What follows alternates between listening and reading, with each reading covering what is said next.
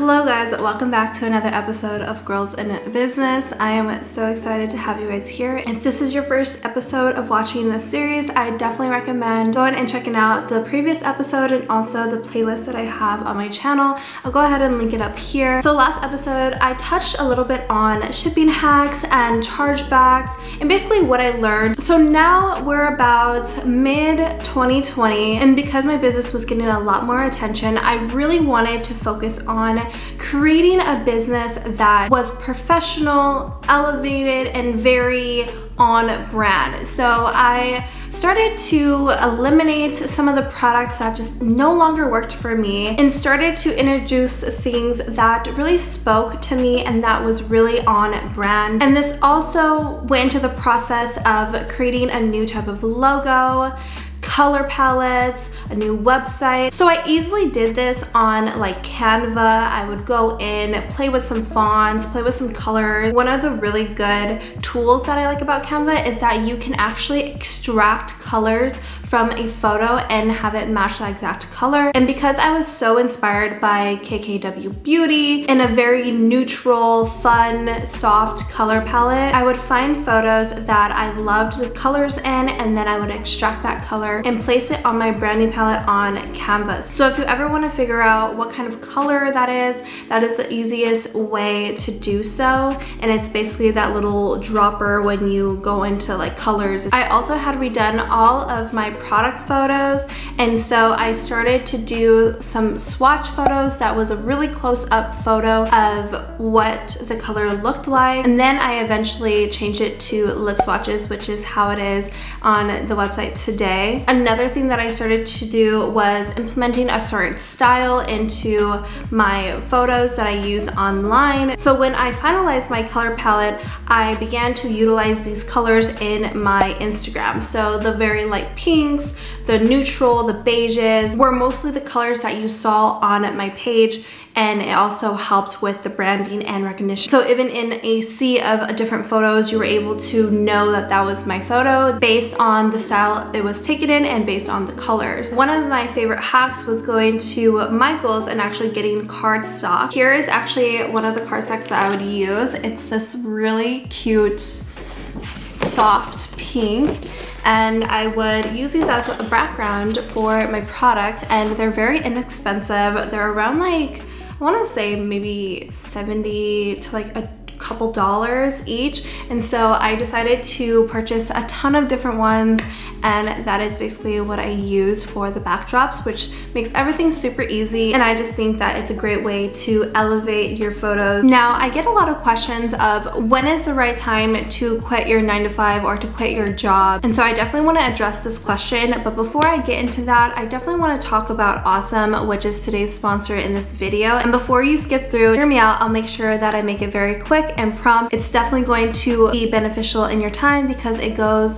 hand in hand with how you organize your finances and taxes for your small business. So you do not want to miss that. So Awesome is a market-leading e-commerce bookkeeping software and accounting solution. They make it super easy to organize your finances and keep up with your expenses with their app that integrates into any type of e-commerce selling platform. It gives you direct access to your dedicated accountant, so you don't have to be trying to call anyone or emailing back and forth. You can just directly message them right through the app. And it also gives you an overview of your financial position. And I know that some of you guys are from the UK, and the e-commerce area is growing rapidly there. So if you are looking to get set up over there, Awesome can register your business and sort out all of your UK bookkeeping and accounting needs. They were so grateful to give me a discount for you guys. So if you are interested, the link will be down below in the description. So I don't really think that there is this perfect time frame on when you should be leaving your job, because everyone's situation is going to be different. It's really going to be up to how you feel, and if you have enough money saved up that you're comfortable with. Being a business owner, you're going to have your high months and you're gonna have your low months, and you really want to be very smart with your money. I would just say that once you have steadily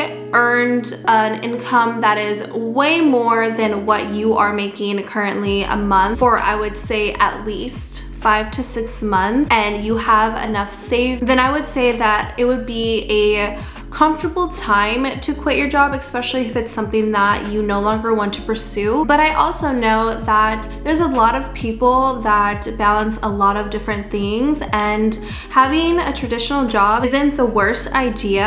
And if you can balance running both, then I would say go for it. I think one of the most common feelings when you're in this transition phase is just feeling very fearful and uneasy, and it's really such a huge step that you're very unfamiliar with. And I just want to sit here and tell you that everyone has felt that way. I have felt that way, and I have felt that way up until, you know, just a couple months ago actually, where I've always been just so uneasy and just like, okay, when is it going to stop, or like, how do I continue this? And I really would say to work on your financial blocks and your mentality of how you see money and that relationship, because it will ultimately be the most beneficial way to get through this phase. And if you guys want me to talk more about that, of how I released a lot of money blocks and how I repaired my relationship with money, where I literally don't even think about money. Like, I don't worry about it too much anymore, and that's not even because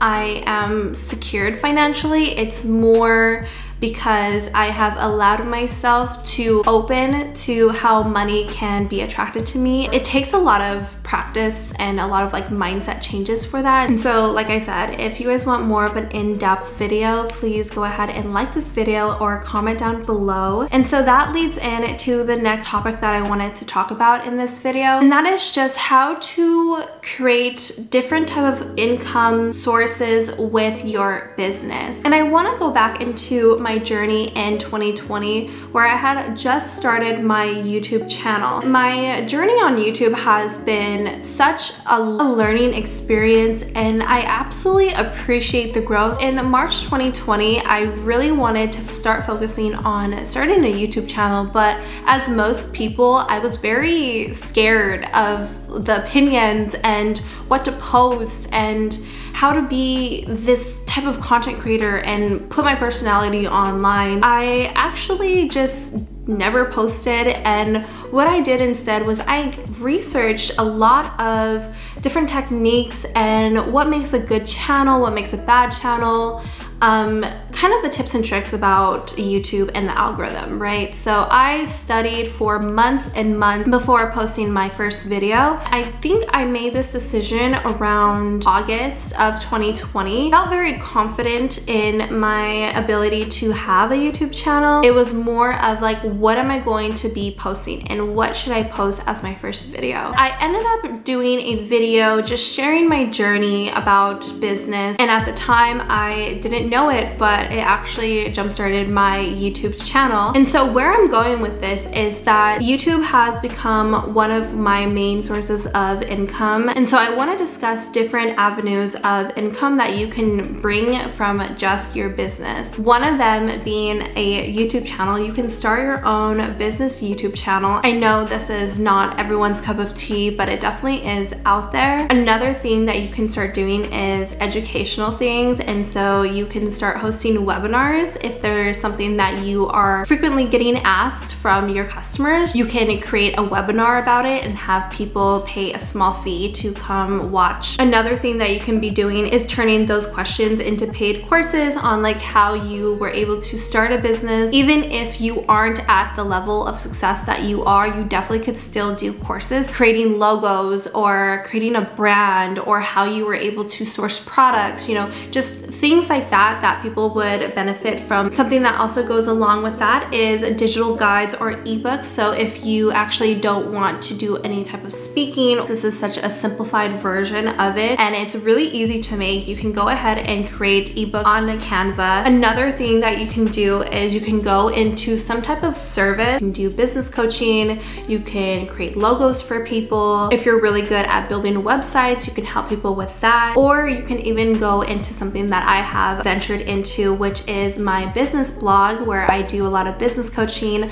I write some articles about business. I've also sprinkled in a little bit of mindset stuff, law of attraction, content creation, YouTube. My members are also able to message me directly and get some business advice, and they're also able to network with each other. So you're able to build some really fun friendship. The entrepreneur journey can be very lonely. So that is why I created Build a Brand. And if you guys are ever interested in joining and you want more business content from me, then definitely check out the description below. Another thing that you can venture into is having a separate wholesale brand. Another thing that I have done with my business is actually monetize it for partnerships. One of my biggest partnerships has been with Get Suckered, and this has been going on for about 2 years. I'm a part of their affiliate program, and it does very well since it pairs with the lip glosses and you're able to add flavors. You can also use their flavorings for baking anything to making fun drinks. So I'll go ahead and have the code right here on the screen for you. So I'm pretty sure I got everything that I could possibly think of. If you have any other ideas, then feel free to comment them down below, or even share what you think about the ideas that I shared with you guys today. The next episode of Girls in Business will be the final episode of this series. So make sure to have your notifications on and that you are subscribed. If you guys are interested in Awesome, the link is going to be down below along with my Build a Brand. And I hope that you guys have a great rest of your day, and I'll see you guys in my next episode.